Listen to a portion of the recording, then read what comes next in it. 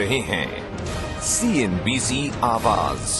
Presented by RR काबल। Wire नहीं, भारत की नब्ज है हम।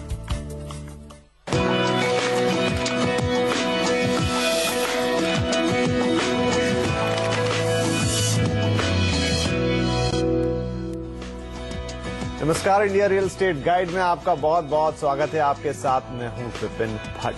वक्त वक्त पे हम आपको इंडिया रियल एस्टेट गाइड के जरिए देश भर के प्रॉपर्टी बाजार का ताजा हाल देते ही रहते हैं, लेकिन फिलहाल वक्त एक पिछले क्वार्टर को रिव्यू करने का, किस तरह का रहा है प्रॉपर्टी मार्केट, और साथ ही जानने की कोशिश करेंगे कि 5-6 जो बड़े प्रमुख शहर हैं वहां पर किस तरह की हलचल रही है प्रॉपर्टी मार्केट में, कहां कितने दाम गिरे हैं, कहां कितनी इन्वेंट्री है, और साथ में क्या ये वक्त है कि अब आप घर खरीदें, जो प्रश्न हम हमेशा लेकर आते हैं। लेकिन आपके हिसाब से है कि कब आएगा कब नहीं आएगा, लेकिन हम आंकड़ों पे आज ज्यादा बात करेंगे कि क्या ये चीजें अब मुनासिब दिशा में जा रही है। और हमेशा की तरह हमारे साथ दो खास मेहमान स्टूडियो में मौजूद हैं। मेरे साथ हैं पंकज कपूर, MD लाइसेंस फॉरास के, और साथ में यहां पर अरविंद नंदन साहब, हमारे रियल एस्टेट एक्सपर्ट, जो कि अब हाउसिंग.com के साथ जुड़े हैं और एग्जीक्यूटिव डायरेक्टर भी हैं। उसके आप दोनों का बहुत बहुत स्वागत है। पंकज जी, आपसे शुरुआत करता हूं। पिछले क्वार्टर की रिपोर्ट आई, हमने आपकी देखी, 6 शहरों का प्रमुख तौर पर आंकड़ा, लेकिन मुंबई से बात करते हैं। मुंबई में हमने देखा कि कुछ सेल्स में आपकी रिपोर्ट कहती है कि हल्का सा इजाफा हुआ, दाम में भी कमी हुई। कैसे एक्सप्लेन करेंगे, क्या वाकई में दाम कम हुए हैं और सेल्स उस हिसाब से बढ़ी हैं? देखिए, मुंबई के अंदर अगर आप देख लीजिए तो इस क्वार्टर में एक सबसे ज्यादा न्यू लॉन्चेस हुए, तो ये पिछले हिस्टोरिकली सेकंड बेस्ट क्वार्टर रहा in terms of new launches. क्या इसलिए है कि जो DCR में जितने भी परिवर्तन थे हो गए, बीच में 2-1 साल लॉन्चेस बिल्कुल नहीं थे, अब आए तो बल्क में आ गए? मेरे हिसाब से कुछ हद तक ये बोलते हैं, क्योंकि गवर्नमेंट ने अप्रूवल प्रोसेस स्ट्रीमलाइन की, जो पहले एक बहुत बड़ी पाइपलाइन थी वो क्लियर हुई, तो न्यू लॉन्चेस उसकी वजह से आते रहे। और डेवलपर जिन्होंने पास्ट में लैंड खरीदी है वो एक वक्त से ज्यादा उसे होल्ड करके नहीं रख सकते, तो वो एक्चुअली उन्होंने अपनी लैंड रिलीज की है, तो न्यू लॉन्चेस इसके वजह से भी आ रहे हैं। लेकिन एक इंटरेस्टिंग चीज ये थी कि न्यू लॉन्चेस जो हैं उनके प्राइजेस एक्जिस्टिंग जो सप्लाई है उसके प्राइजेस से कम थे। जो न्यू लॉन्चेस हैं इसमें साइजेस भी कम हो रहे हैं, तो एक बड़ा इंटरेस्टिंग एस्पेक्ट था कि एक जो पहले वक्त देखते थे जिसके अंदर एक्सुबरेंट मार्केट की सिचुएशन होती थी, जहां आप लग्जरी सेगमेंट में करते थे, प्राइस भी न्यू लॉन्चेस के ज्यादा होते थे, साथ में साइजेस भी बड़े बड़े होते थे। अगर बिल्डर बोलता था आज जो है लग्जरी सेगमेंट की डिमांड है, और उस हिसाब से हालांकि वो ज्यादातर एक्सुबरेंट रहता था। तो प्राइसेस जो आप कह रहे हैं कि कम हुए, तो कितने, अगर हम थोड़ा इसको आंकड़ों में देखें तो कितना कम हुआ है? देखिए, अगर आप वेटेज एवरेज के हिसाब से देख लीजिए, सिटी के हिसाब से, तो आपको बड़ा ही मॉडरेट 2.18% का दिखता है। लेकिन अगर आप इसके साथ स्कीम्स और बाकी चीजें जो डेवलपर और ऑफर कर रहे हैं, अगर इसको देख ले, इंटीग्रेट करें, तो 10 से 15% का मुझे जो है मार्केट के अंदर जहां माल बिक रहा है वो एग्जिस्टिंग सप्लाई से इस भाव से कम है। जो न्यू लॉन्चेस का वेटेज एवरेज देख लीजिए तो वो एग्जिस्टिंग सप्लाई के वेटेज एवरेज के अगेंस्ट में 31% लेस है।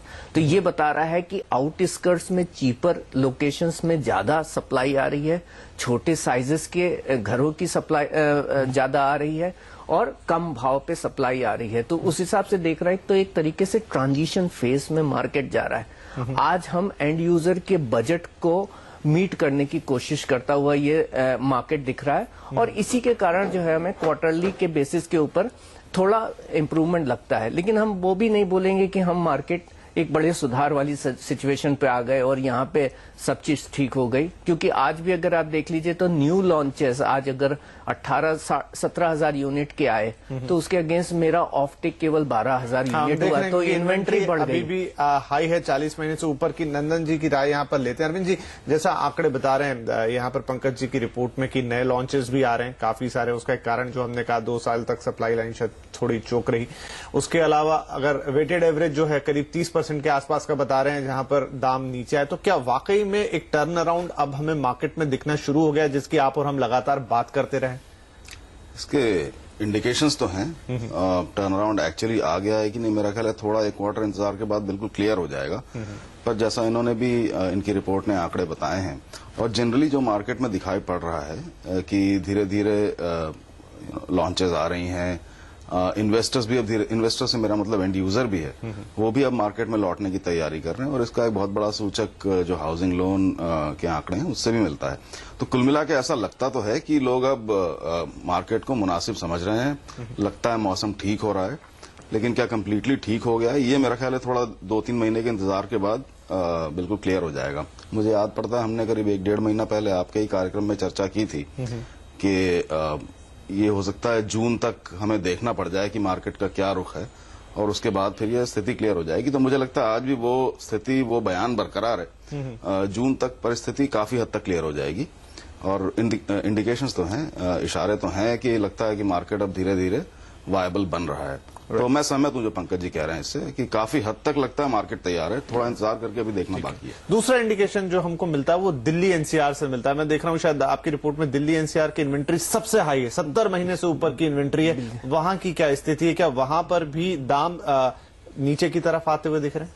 देखिए, दाम तो वहां सेकेंडरी मार्केट में काफी कम हो गए। तो आज जो एक डेवलपर की सप्लाई अगर 6,000 रुपए है तो वो सेकेंडरी मार्केट में आपको 5,000 4,500 रुपए पे भी ब्रोकर माल बेचते दिख रहे हैं। तो वहां पे जो सेकेंडरी मार्केट में वो ऑलरेडी करेक्शन, वो आज का करेक्शन नहीं, पिछले 1-1.5 साल से हम देख रहे हैं कि सेकेंडरी मार्केट में सेकेंडरी मार्केट में। लेकिन दिल्ली के मेजर प्रॉब्लम यह है कि दिल्ली में स्पार्शल इनफिजिबिलिटीज मैं इसके लिए कह रहा हूं कि आज मुंबई में प्राइस करेक्शन हो तो इतनी पेंटअप डिमांड है, वो आकर के एंड यूजर है जो वेट कर रहा है वो खरीद लेता है। राइट, ठीक है।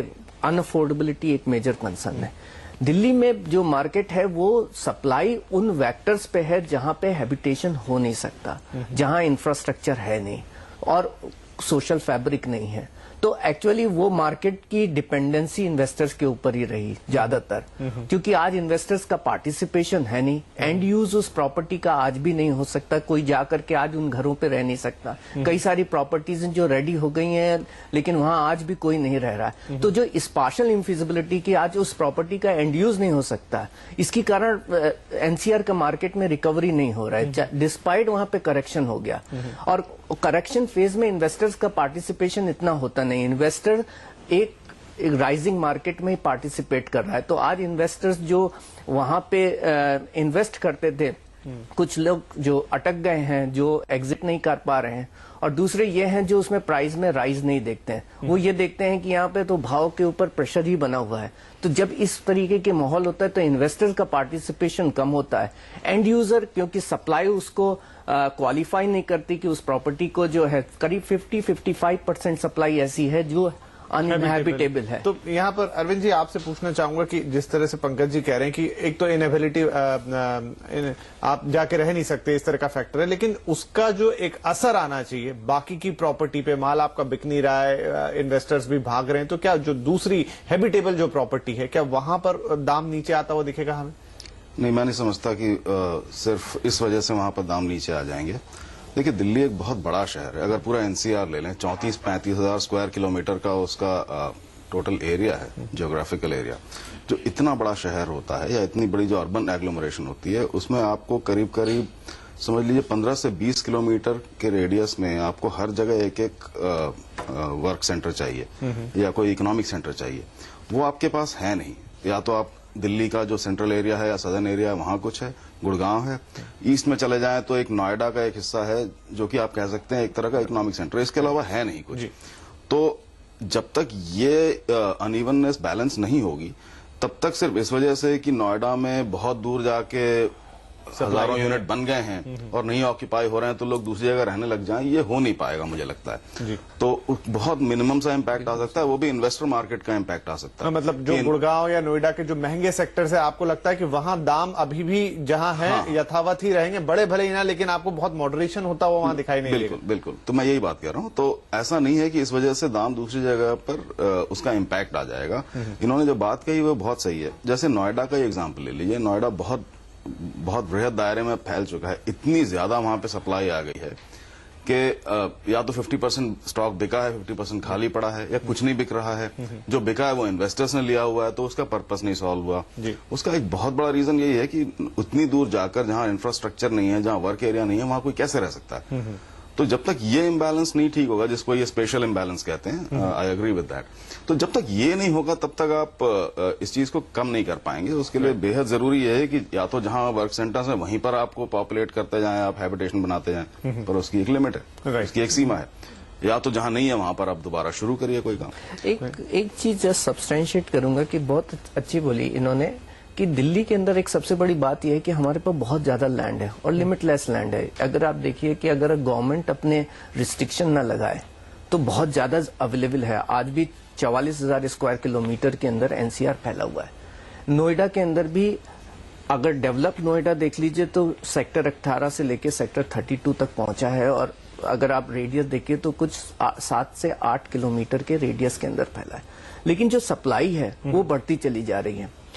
अभी जिस हिसाब से यहाँ के प्राइजेस बढ़े, जब आपके पास इतनी लैंड सप्लाई है और इतनी कन्वीनियंट लैंड बढ़ी हुई है तो इस हिसाब से भाव बढ़ नहीं सकते थे। तो क्योंकि सबसे बड़ी बात है कि जहां आपके पास लैंड कंस्ट्रेंट रहेगा वहां भाव बढ़ेंगे, क्योंकि डेंसिटी जब आएगी तो स्प्रेड नहीं हो सकती। यहाँ पे जब इतना अवेलेबल स्प्रेड है उसके साथ जो भाव बढ़े तो वो बड़े ही इरेशनल थे। वो सस्टेन नहीं हो सकते। और आज भी अगर आप देख लीजिए नोएडा, ग्रेटर नोएडा और आज येड़ा के आगे भी सप्लाई पहुंच रही है, वो 70-80 किलोमीटर के डिस्टेंस के ऊपर पहुंच गई है नोएडा से। और आज हैबिटेशन आपका अगर आप देख लीजिए तो सेक्टर 72, 70 जहां पे नया क्लस्टर बना है वहां पे भी अभी पूरी अच्छी तरीके से नहीं आया है। कैसे ये वहां तक पहुंचेगा, इसमें बहुत ज्यादा वक्त लगेगा। तो ये स्पार्शल इनफिजिबिलिटी वाली सिचुएशन बहुत ही गंभीर है इस मार्केट। बिल्कुल। चलिए यहाँ पर अब ले लेते हैं एक छोटा सा ब्रेक। बात हो गई है दिल्ली की और एनसीआर की, दो बड़े मार्केट जो कि दिल्ली एनसीआर मुंबई की, जो कि पूरे देश को ड्राइव करते हैं। लेकिन अब इन दोनों की जो स्थिति है उसका इम्पैक्ट बाकी रियल एस्टेट मार्केट पे कैसा हो रहा है, ये चर्चा करेंगे इस छोटे से ब्रेक के बाद।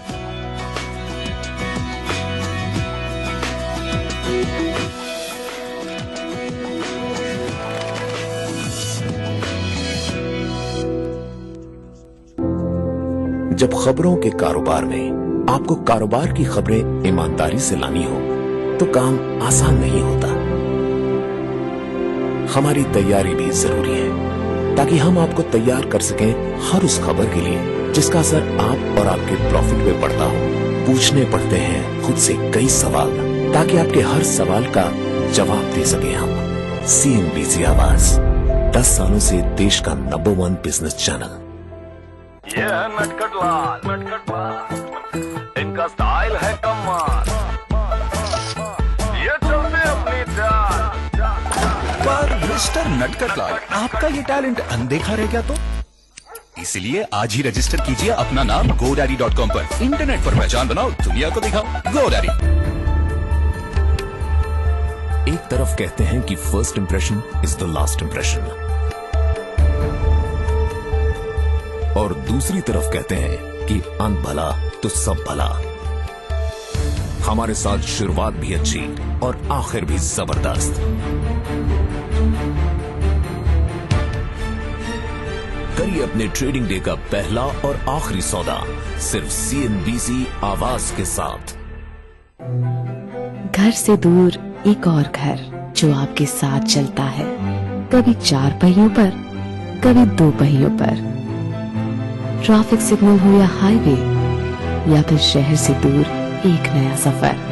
आप जिन बाइक्स और कार्स के साथ जिंदगी का इतना सारा वक्त बिताते हैं, कितना जानते हैं आप उन्हें? आइए हमारे साथ करिए अपनी बाइक्स और कार्स से बात। Servo presents Awaaz overdrive.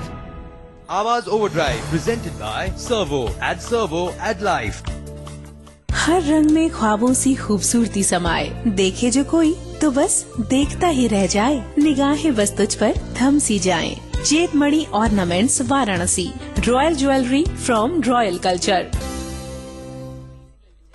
देखिए चाय पर चर्चा दोपहर 3:30 बजे, सोमवार से शुक्रवार, सिर्फ CNBC आवाज पर।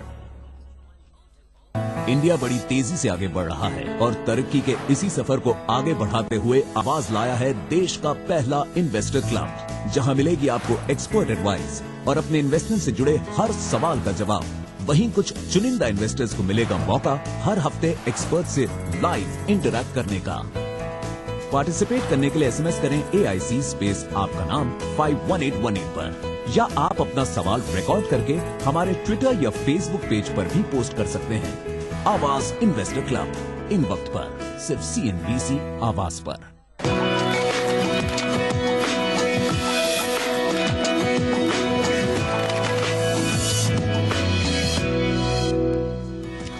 Welcome back. आप देख रहे हैं इंडिया रियल एस्टेट गाइड और बात हो रही है कि पिछले क्वार्टर में कैसा रहा रियल एस्टेट मार्केट का हाल और आगे इससे क्या दिशा मिल रही है। हमारी बातचीत जारी है। अब रुक करते हैं थोड़ा सा दक्षिण भारत की तरफ। तो बेंगलुरु एक ऐसा शहर है जो बहुत अच्छे मार्केट के तौर पे हम देखते हैं। लास्ट क्वार्टर में उसकी क्या स्थिति रही? देखिए, उसमें भी सुधार आया। लास्ट क्वार्टर अगर आप देख लीजिए तो बहुत ही वर्स्ट क्वार्टर था और उस पीरियड में सबसे कम सेल्स थी। तो ज्यादातर शहरों में सुधार हुआ एनसीआर को छोड़ करके। तो बेंगलुरु के अंदर भी अच्छा सुधार हुआ। अगर आप देखिए न्यू लॉन्चेस के पॉइंट ऑफ व्यू से तो सबसे ज्यादा न्यू लॉन्चेस एक तरीके से बेंगलुरु में हुए। मैं ये नहीं कहूंगा कि आज तक के सबसे ज्यादा न्यू लॉन्चेस बेंगलुरु में ऐसी टेंडेंसी रही है जहां बहुत ज्यादा न्यू लॉन्चेस एक साथ आते हैं। लेकिन बेंगलुरु के अंदर ज्यादातर जो लोकेशंस हैं जहां पे ये सप्लाई आ रही है वो हैबिटेबल है। मतलब आपकी जो रिपोर्ट है उसके हिसाब से प्राइसिंग थोड़ी सी फिर भी बढ़ी है इतने लॉन्चेस एक साथ आने के बावजूद। तो उसका एक और भी एस्पेक्ट, आज भी बेंगलोर को देख लीजिए तो आपका वेटेज एवरेज रेट 5000 के हिसाब से होता है और जिस हिसाब से स्प्रेड है तो उस हिसाब से जो है इतना ज्यादा एक्सट्रीम इंक्रीज नहीं हुआ। जो कुछ एक मार्केट थे जहां थोड़ा बहुत स्टीप इंक्रीज हुआ था वहां ऑलरेडी मॉडरेशन आ गया। जैसे आप हेब्बल की बात कीजिए तो एक पीरियड था कि हेब्बल एक एक्सुबरेंट मार्केट की तरह इमर्ज होके आ रहा था। तो जहां पे जितने भी न्यू लॉन्चेस हो रहे थे वो हाईएस्ट प्राइस पे हो रहे थे। आज वही एग्जिस्टिंग सप्लाई ने अपने प्राइसेस को मॉडरेट कर दिया। तो वो मार्केट हो गया। अगर साउथ ईस्ट सेक्शंस की बात कीजिए, शारजापुर और व्हाइट फील्ड और इस तरफ की बात कीजिए तो वहां पे सप्लाई बढ़ती चली जा रही है और एक मॉडरेट लेवल पे 3500 से 5000 रुपए के रेंज के ऊपर सप्लाई आ रही है।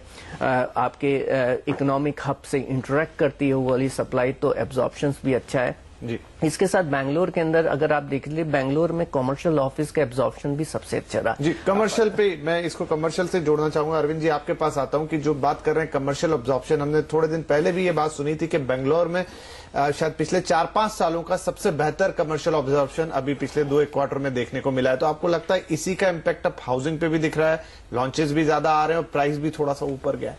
नहीं, इसका इम्पैक्ट तो है ही। और बैंगलोर वैसे भी पिछले कई सालों से, कई वर्षों से उसकी जो कमर्शियल एब्जॉर्प्शन है वो बाकी सारे मेट्रोज की तुलना में बहुत अधिक है। लेकिन अगर उसकी तुलना खुद से ही की जाए तो अभी और बेहतर हो गई। इस पे आ रहा था कि और उसकी तुलना में भी अगर आप अपनी खुद की तुलना करें उसकी तो भी इस साल उसमें एक जंप दिखाई पड़ा है। सिर्फ बैंगलोर में नहीं, बाकी जगहों पर भी दिख रहा है, लेकिन बैंगलोर में बहुत नोटिसेबल जंप है तो उसका इम्पैक्ट आता है। मैं 2 बातें जोड़ना चाहूंगा जो पंकज जी कह रहे थे कि क्यों सप्लाई भी बढ़ रही है और फिर भी प्राइस में बहुत ज्यादा छोटा सा नोटिसेबल इम्पैक्ट है। देखिए, बैंगलोर में 2 बातें बहुत अहम है।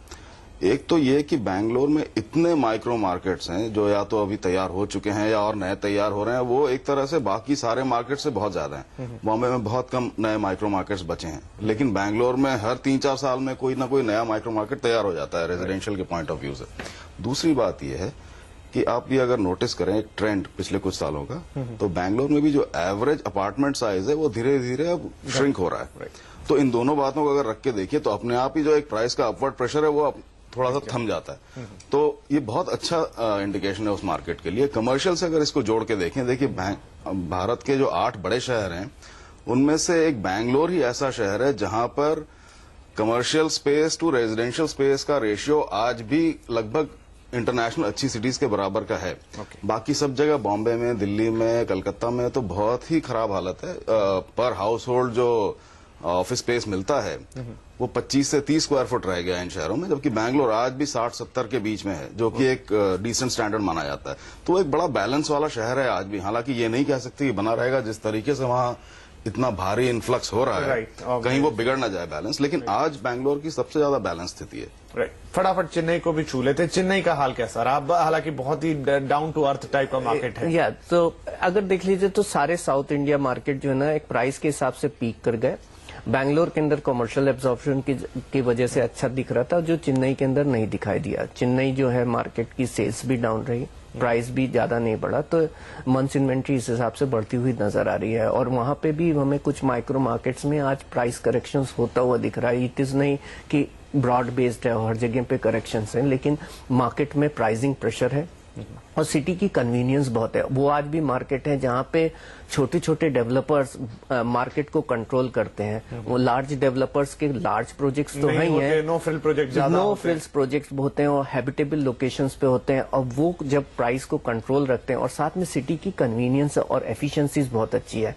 आज भी सिटी के अंदर आपको बैंगलोर, मुंबई और दिल्ली जैसे ट्रैफिक जैम्स नहीं दिखते हैं, क्योंकि सिटी का सर्कुलेशन बहुत अच्छा है। तो जब सिटी का सर्कुलेशन बहुत अच्छा होता है तो सिटी में ऑप्शंस बहुत सारे अवेलेबल होते हैं कि ये जगह अगर महंगी हो गई तो मेरे पास दूसरा ऑल्टरनेटिव है, मेरी कन्वीनियंस सेम है, तो हम उधर चले जाएंगे। ये मार्केट यथास्थिति पे कायम यथास्थिति पे कायम है, लेकिन इन्वेंट्री जिस हिसाब से बढ़ रही है तो मुझे लग रहा है कि प्राइसिंग प्रेशर मेंटेन रहेगा इस मार्केट के ऊपर। चलिए, तो यहाँ पर बात हो गई है बेंगलोर की और चेन्नई की। यहाँ वक्त छोटे से ब्रेक से आएंगे तो बात करेंगे एक और बड़े मार्केट पूना की, और साथ ही नजर डालेंगे हैदराबाद पर।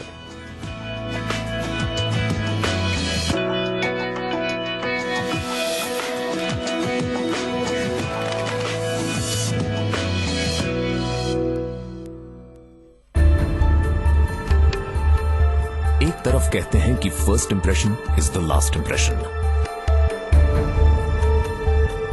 और दूसरी तरफ कहते हैं कि अन भला तो सब भला।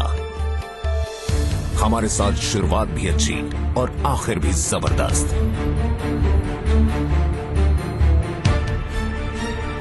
करिए अपने ट्रेडिंग डे का पहला और आखिरी सौदा सिर्फ CNBC आवाज के साथ। विश्व व्यापार का शुक्र है कि हमारी जिंदगी अब तेजी से बेहतर हो रही है, इसलिए दुनिया में व्यापार जितना बढ़ेगा सब कुछ उतना ही बेहतर होगा, सबके लिए, हर जगह।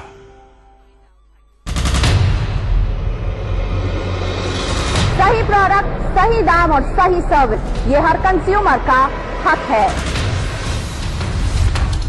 पर अगर कंपनीज आपका ये हक छीनती है और अनसुना करती हैं आपकी शिकायतों को, तो क्या करेंगे आप? चुप रहेंगे या लड़ेंगे? उठाइए अपने हक की आवाज पहरेदार के साथ। पिछले 7 सालों से पहरेदार दिला रहा है हर कंज्यूमर को इंसाफ। पहरेदार के प्रायोजक है सिम्फनी। पापा ये देखिए, अब इंश्योरेंस सिर्फ 1 रुपए में। ऐसा कैसे? हाँ बेटा, क्योंकि हमारे पीएम लाए हैं प्रधानमंत्री जीवन ज्योति और प्रधानमंत्री सुरक्षा बीमा योजना। बेटा, अगर कल को मेरा एक्सीडेंट हो जाए तो मेरे बाद 2 लाख रुपए का बीमा तुम लोगों को मिलेगा, या फिर विकलांगता की स्थिति हुई तब भी 2 लाख तक मिलेगा। तो क्या इस योजना का लाभ हम भी उठा सकते हैं? हाँ बेटा, क्यों नहीं। 18 साल से ऊपर का कोई भी खाता धारक इस योजना का लाभ ले सकता है। सुनिए जी, आप जाइए और चारों का बीमा करवाइए। बिल्कुल ठीक कहा तुमने। ना होगी परिवार की चिंता, ना होगी कल की फिक्र, ना होगी कल की फिक्र। प्रधानमंत्री की योजनाओं से जिएंगे हम बेफिक्र। अब जिएंगे हम बेफिक्र, हाँ जिएंगे हम बेफिक्र।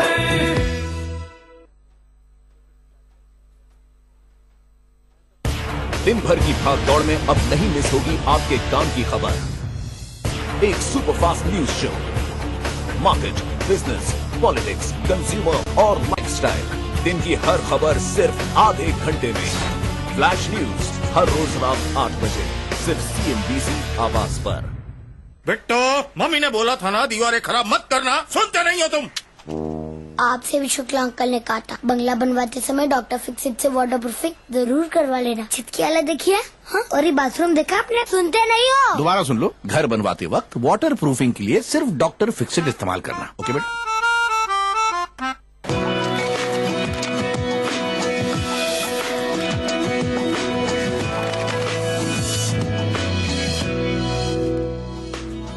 Welcome back. India real estate guide में हम कर रहे हैं चर्चा कि देश में इस वक्त क्या है रियल एस्टेट मार्केट का हाल, पिछले क्वार्टर में कैसा रहा, आगे क्या दिख रहा है। और अब बारी है 2 और शहरों की, एक दक्षिण भारत से है तो दूसरा पश्चिम भारत से। बात करेंगे पुणे और हैदराबाद की। पंकज जी, पुणे और हैदराबाद में क्या स्थिति है? घर खरीदने का माहौल, वैसे तो बहुत अच्छे मार्केट्स ऑलरेडी हैं, भाव नीचे हैं, लेकिन क्या और बेहतर हो रहा है?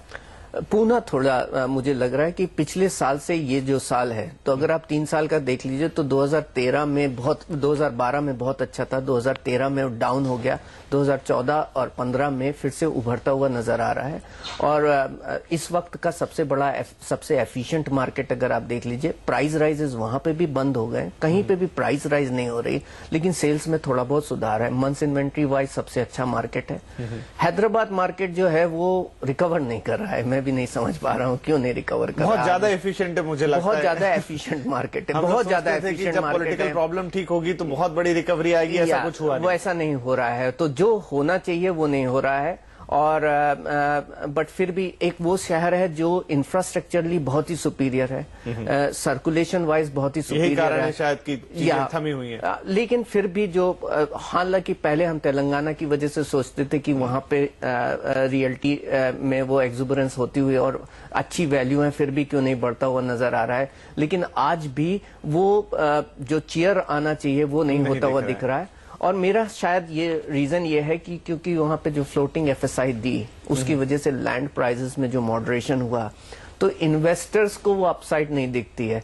And user point of view से बहुत अच्छा मार्केट है और मैं नहीं चाहता कि इसको चेंज करें, क्योंकि आज मुझे एक जरूरतमंद की जो जरूरत को पूरा करने के लिए जो चाहिए उस हिसाब से मार्केट। अरविंद जी क्या कहेंगे आप, पूना और हैदराबाद खासतौर पे हमने जो बात की इत्तेफाक रखेंगे? हैदराबाद पे खासकर मैं एक नया पहलू और जोड़ना चाहता हूँ। जैसा आपने कहा कि उम्मीद थी कि एक दफे ये पॉलिटिकल प्रॉब्लम सॉल्व हो जाएगी तेलंगाना और आंध्रा की, तो मार्केट ठीक हो जाएगा।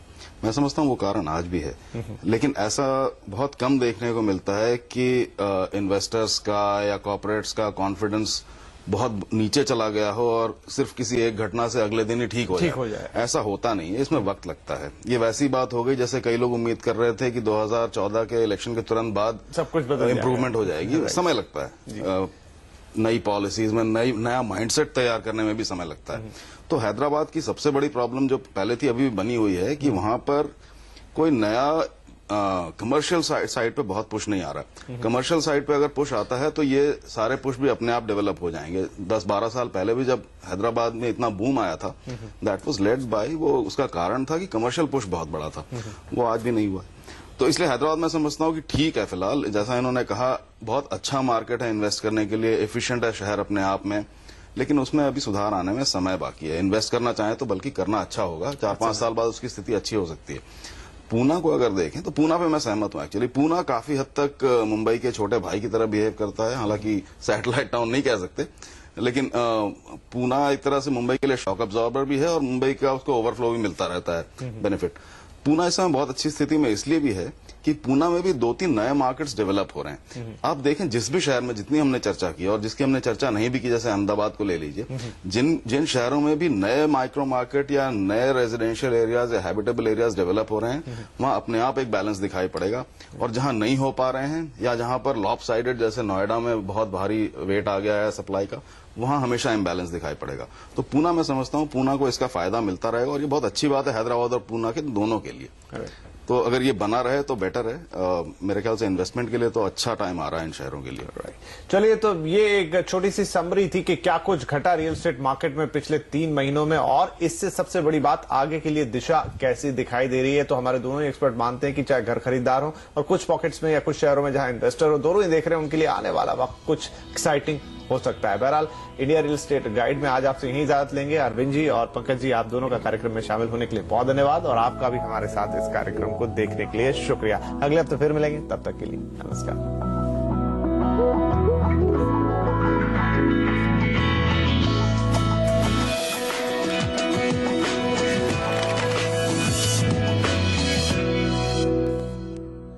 Presented by RR